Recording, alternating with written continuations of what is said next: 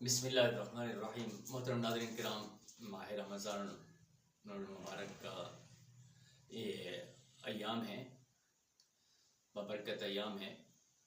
اللہ تعالی ہم سب کو اس بابرکت ایام میں روزہ رکھنے کے بھی اور تلاوت کلام پاک سننے کی کرنے کی توفیق عطا فرمائے۔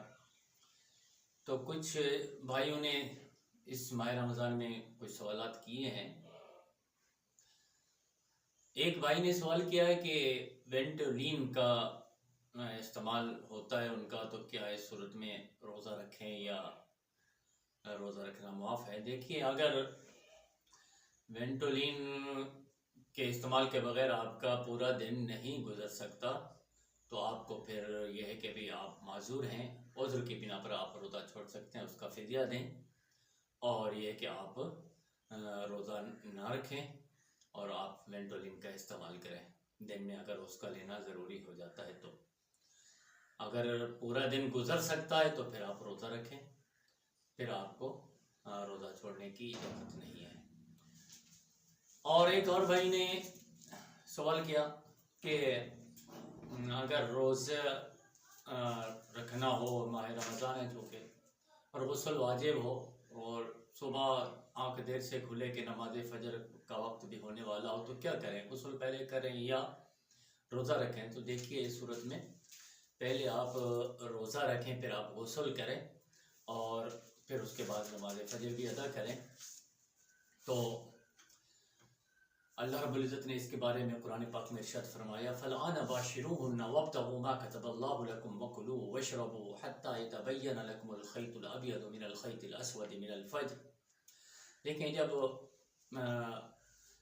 ماہ رمضان کی راتوں کو اپنی بیوی سے قربت کا جواز کا مسئلہ بیان ہو گیا تو پھر اس میں یہ سارے مسائل آتے ہیں، تو اللہ تعالیٰ ظاہر سی بات ہے آسانی پیدا کرتا ہے بندوں کے لیے اور تنگی پیدا نہیں کرتا۔ تو ظاہر سی بات ہے اگر یہ مسائل تو لازم و ملزوم ہیں تو آپ پہلے روزہ رکھیں، لیکن اتنی تاخیر نہ کریں غسل کرنے میں کہ نماز فجر کا وقت بھی جاتا رہے۔ اس کے بارے میں کچھ احادیث مبارکہ میں بھی نبی پاک صلی اللہ تعالیٰ علیہ وسلم نے اس کی رخصت عطا فرمائی ہے۔ اور ایک بار حضرت عائشہ صدیقہ رضی اللہ تعالیٰ عنہ فرماتی ہیں کہ ایک شخص آیا، وہ فرماتی ہیں عن عائشہ رضی اللہ تعالیٰ عنہ ان رجلا جاء الى النبی صلی اللہ تعالیٰ علیہ وسلم یستفتیہ وہی تسمع من وراء الباب فقال یا رسول اللہ صلی اللہ علیہ وسلم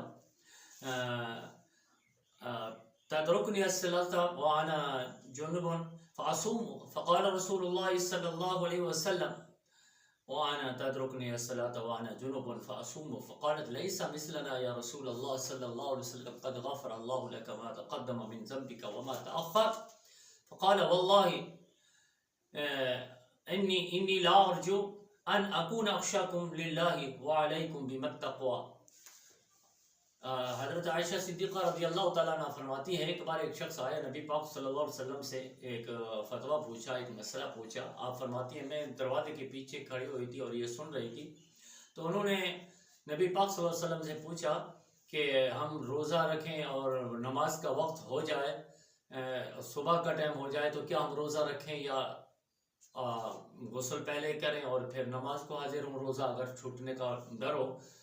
تو نبی پاک صلی اللہ علیہ وسلم نے فرمایا آپ روزہ رکھیں۔ تو میں بھی فرمایا میں بھی کبھی کبھی میرے ساتھ بھی ایسا ہوتا ہے کہ میرے اوپر بھی غسل واجب ہوتا ہے اور میں روزہ رکھتا ہوں، پھر نماز ادا کرتا ہوں۔ تو وہ کہنے لگا یا رسول اللہ صلی اللہ علیہ وسلم آپ کے جیسا کون ہو سکتا ہے؟ اللہ نے آپ کے اگلے پچھلے تمام خطاؤں کو اللہ رب العزت نے معاف فرمایا ہوا ہے۔ فقال واللہ، آپ نے فرمایا اللہ کی قسم انی لا ارجو ان اکون اخشاکم للہ، اللہ سے زیادہ ڈرنے والا تم میں سے میں ہی ہوں۔ اور کس چیز سے جن چیزوں سے بچنا چاہیے، جس چیز سے تقوی اختیار کرنا چاہیے، میں ان سب چیزوں کو تم سے زیادہ جانتا ہوں۔ تو نبی پاک صلی اللہ علیہ وسلم نے اس کی رخصت عطا فرمائی کہ تم پہلے روزہ رکھو اور پھر غسل کرو اور پھر حتیٰ کہ نماز فجر بھی ادا کرو۔ اگر نماز فجر کا وقت چلا گیا تو ظاہر سی بات ہے پھر بندہ گناہگار ہوگا، ایک تاخیر غسل کی وجہ سے بھی اور دوسرا نماز نہ پڑھنے کی وجہ سے بھی۔ اللہ تعالی ہم سب کو ماہ رمضان کے مسائل جاننے کی بھی اللہ تعالی توفیق عطا فرمائے، آمین بجاہ نبی الامین صلی اللہ علیہ وسلم۔